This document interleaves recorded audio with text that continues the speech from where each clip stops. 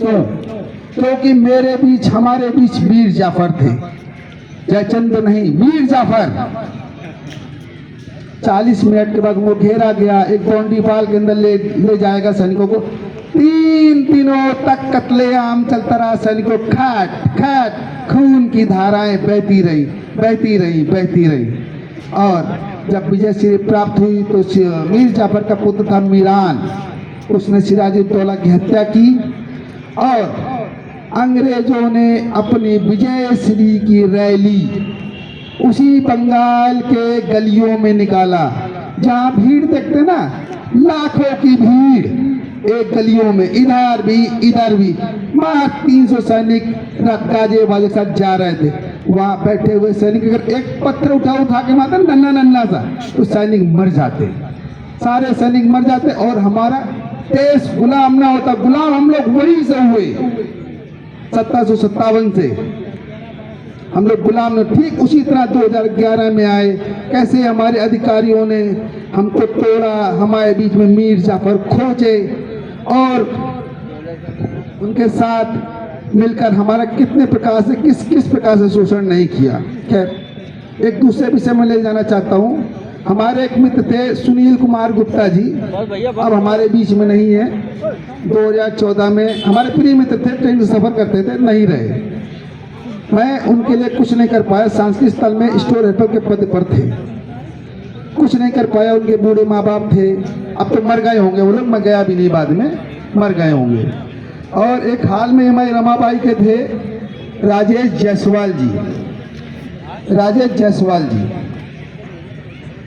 उनकी कहानी के कुछ इस तरह से मैं बताना चाहता हूँ कि एक हमारे यहाँ लिपिक थे राजकुमार शंखवा जी, और डीएम ऑफिस में लगे हुए हैं। उनके पास 6 महीने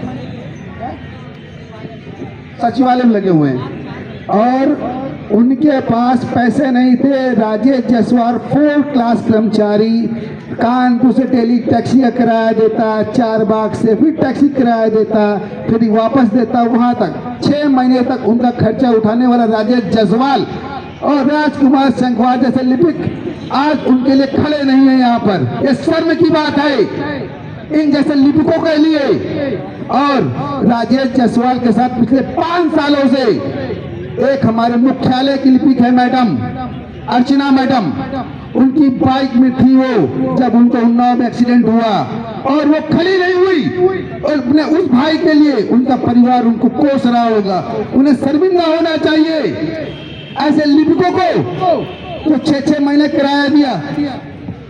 मैं पार्टी का नाम लेके बोलता हूँ, अर्चना मैडम जिसके गाड़ी में बैठी थी वो मर गया, उनके छोटे छोटे बच्चे हैं। मैं जानता हूँ राजेश जायसवाल के बच्चों को।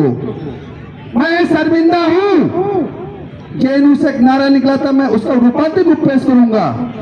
मैं शर्मिंदा हूँ राजेश जायसवाल, तुम्हारे परिवार की खुशियों को लूटने वाले जिंदा हैं। मैं शर्मिंदा हूँ कि इनके परिवार की खुशियां जिसने लूटी वो सब जिंदा है। मैं शर्मिंदा हूँ और मैं चाहता हूँ इन जैसे लिपिकों को शर्मिंदा होना चाहिए। अरे एक हमारे हॉर्टिकल्चर सॉरी हाउस कीपिंग का सुपरवाइजर एक्सपायर कर गया, मृत्यु हो गई। सुपरवाइजर लामबंद नहीं हो पा रहे हैं। लामबंद एक सुपरवाइजर हो तो बताएं, कोई सुपरवाइजर लामबंद नहीं है। इससे ज्यादा शर्म की बात क्या, तुम अपने भाइयों के साथ, अपने स्टाफ के साथ नहीं खड़े, पर किसके साथ खड़े होगे? आगे चल के कल तुम्हारे बच्चे कोसेंगे कि पापा जब युद्ध हो रहा था, जब संघर्ष चल रहा था तो आप कहाँ थे? तो बोलना बेटा मैं कायरों की तरह छुपा बैठा था, मैं कायरों के लिए छुपा बैठा था।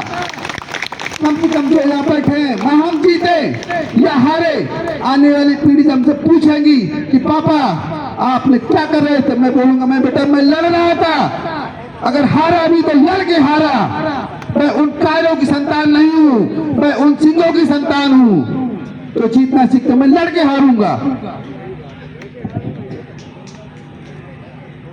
इसी विषय में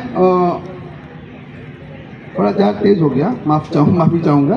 तो क्रोध आवेश आ ही जाता है लोगों में, क्योंकि मैं जानता हूँ मेरे मित्र, मैं उनके लिए कुछ नहीं कर पाया। सिर्फ 50 रुपये का चंदा दे के कफन के लिए इकट्ठा कर पाया। और क्या कर पाया? क्या मैं उनके बच्चों का पालन पोषण कर पाया? नहीं कर पाया। भटक रहे बच्चे, और हम लोग, हमारे भाई कहाँ हैं? छुप के देख रहे हैं। अच्छा, डरने गए थे। 41वां दिन हो, क्या हुआ भाई साहब? रोज पूछते हैं हमसे, कल क्या हुआ था, आज क्या हुआ, क्या करें,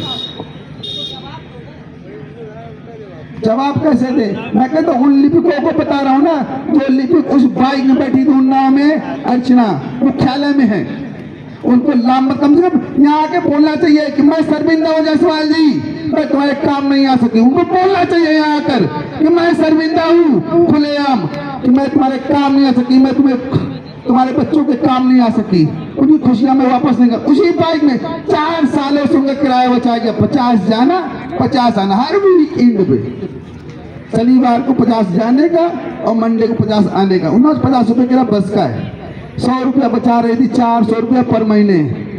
और उसी बाइक में कष्ट होता है। मेरे मित्र थे दोनों, मैंने अपने को खोया, और आप लोग बहुत सारे से लोग होंगे जिन्होंने अपनों को खोया होगा, साथ काम करने वाले लोगों को, जिनके साथ बैठे टिफिन खाते होंगे, सोते होंगे, बैठते हैं, सुख दुख की बातें करते होंगे, परिवार की बातें साझा करते होंगे। आज हमारे बीच में नहीं, तो क्या मेरा दायित्व तो नहीं बनता, हमारा दायित्व तो नहीं बनता कि उनके साथ खड़े, उनके परिवार की खुशियों के लिए कुछ करें, मर मिटने के लिए बैठे।